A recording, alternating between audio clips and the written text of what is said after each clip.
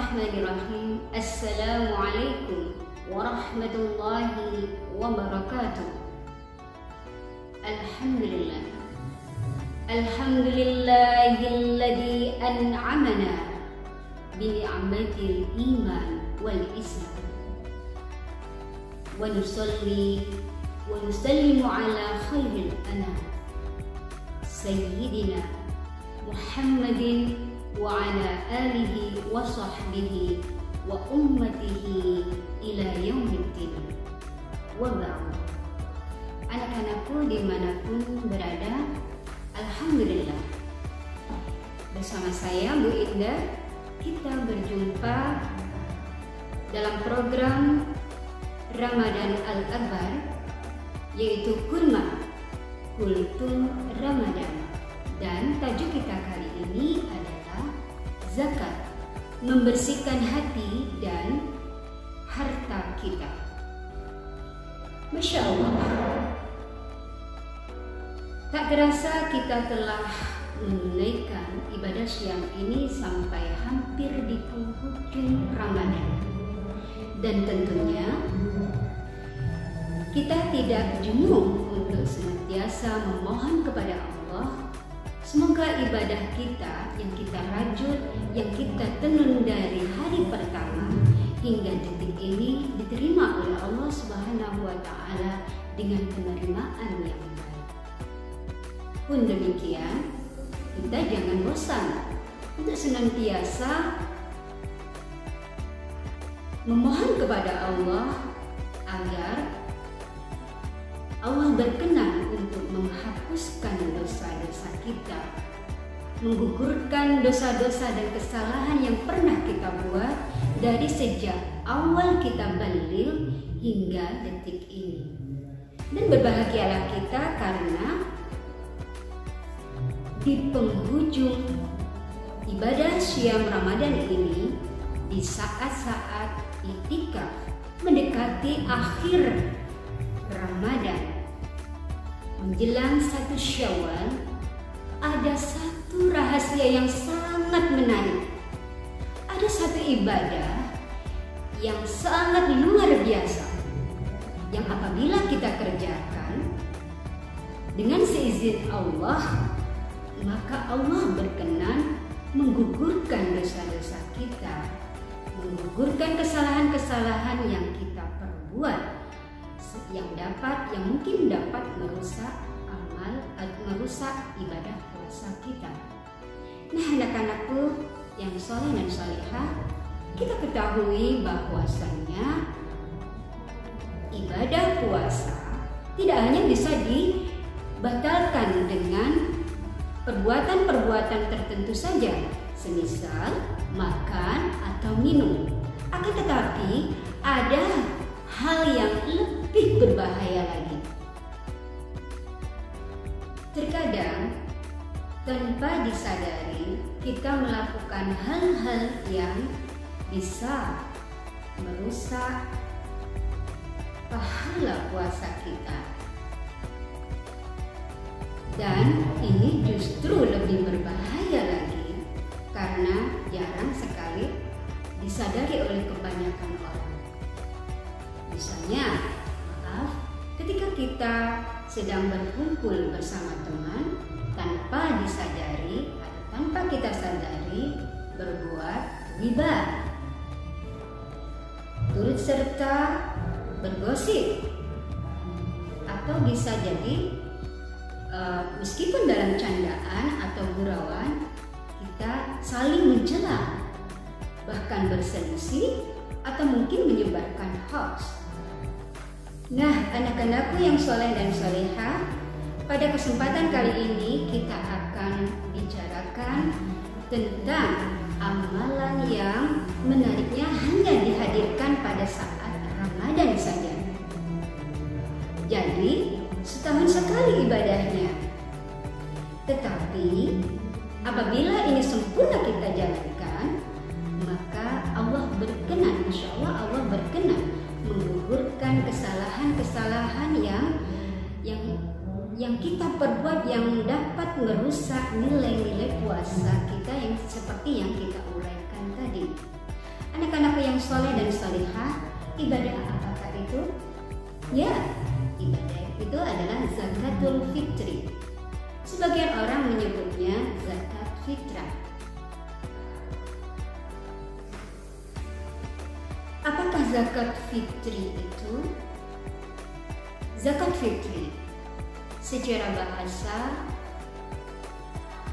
adalah terdiri dari dua kalimat yang disatukan, yaitu yang pertama zakat dan yang kedua al-fitri. Zakat itu sendiri mempunyai makna asyidqu wan nama. Asyidqu artinya sesuatu yang benar. Jadi dalam konteks ini, orang yang berzakat itu artinya dia telah menunjukkan kebenaran imannya di hadapan Allah. Ketika Allah memuji iman seseorang, adakah iman di dalam diri seseorang? Dan Allah mengisyaratkan dengan wa aqimus shalah wa atuz zakah.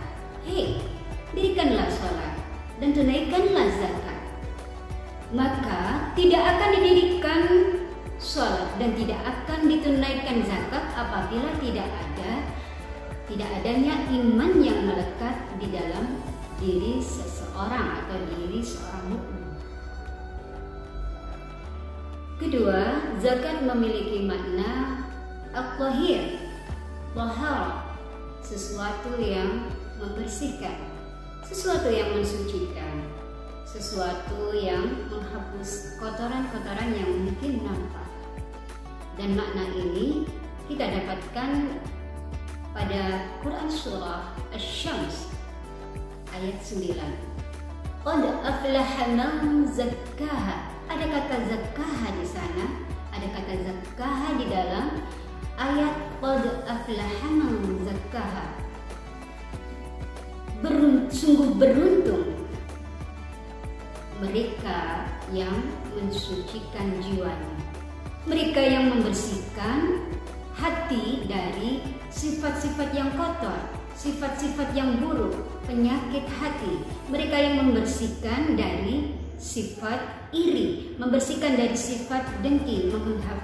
Sungguh beruntung orang yang mensucikan jiwanya, membersihkan dari sifat-sifat kotor, sifat-sifat buruk, membersihkan dari sifat iri, membersihkan dari sifat dengki, membersihkan dari sifat riya, dan membersihkan dari sifat sum'ah. Anak-anakku yang soleh dan solehah, selain untuk memuji iman seseorang, zakat, untuk apakah Allah memerintahkan kepada kita?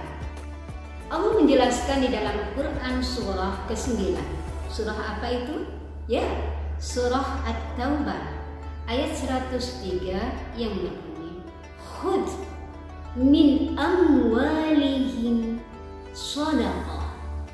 Khudh min amwalihim shadaqah. Ambillah zakat dari harta mereka. Untuk apa? Nah, di dalam ayat kelanjutannya atau kelanjutan ayatnya, mutahhirukum, membersihkan. Jadi zakat itu berfungsi untuk membersihkan. Kemudian watuzakkihim biha,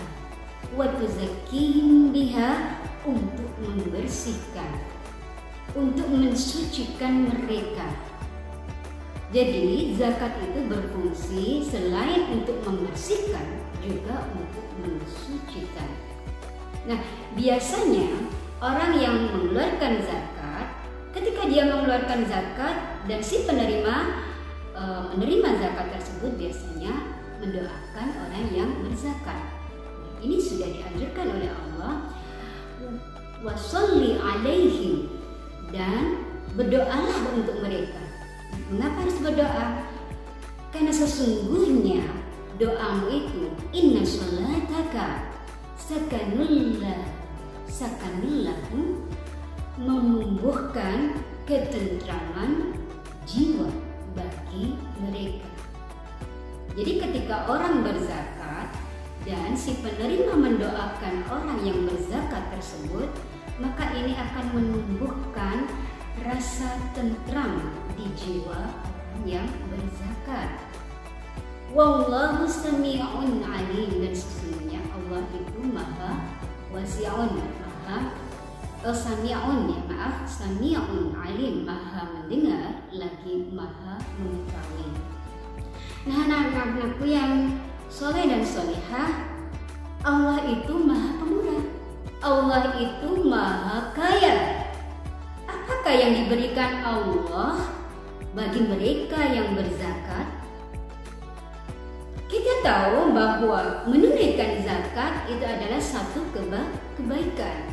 Maka janji Allah adalah man jaa'a bil hasanati, man jaa'a, barang siapa bil hasanati, melakukan kebaikan, falahu, maka baginya asyru, 10 apa? Amthaliha, 10 kebaikan semisal itu. Jadi mereka yang melakukan kebaikan, mengeluarkan zakat, ini termasuk juga satu kebaikan. Nah, Allah melipat gandakan pahalanya, yaitu 10 kali lipat. Tetapi ini minimal, bahkan lebih dari itu. Di mana kita dapatkan keterangan lebih dari itu? Ya, pada surah Al-Baqarah ayat 261 bisa kita lihat.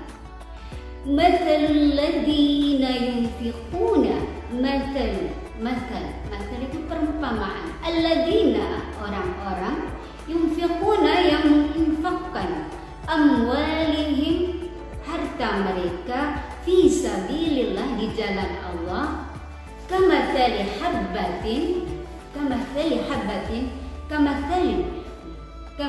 habbatin, seperti sebutir habbah. Habbah itu sebutir biji. Ambatas, tumbuh. Jadi orang yang melakukan kebaikan atau orang yang menginfakkan hartanya di jalan Allah, itu ibaratnya kamathali habbatin, ibaratnya adalah sebutir biji yang tumbuh. Ambatat sab'a sanabila, tumbuh 7 tangkai. Fi kulli sumbulatin, masing-masing tangkai, jadi masing-masing tangkai, mi'atu habbah, ada 100 biji. Jadi 7 kali 100 biji ada berapa? Ya, 700. Jadi ketika orang menginfakkan hartanya ke jalan Allah, maka Allah membalasnya 700 kali. Wallahu yudha'ifu liman yasha, dan Allah melipat gandakan bagi siapa yang Dia kehendaki. Wallahu wasi'un alim, dan Allah maha luas lagi maha mengetahui. Nah, anak-anakku, demikianlah pembahasan kita tentang zakat, membersihkan hati dan harta kita. Semoga kita makin ringan untuk mengeluarkan zakat, infak, dan sedekah. Kurang lebihnya, Bu Indah mohon maaf. Alhamdulillah, subhanakallahumma wa bihamdik, asyhadu an la ilaha illa anta, astaghfiruka wa atubu ilaik. Wassalamualaikum warahmatullahi wabarakatuh.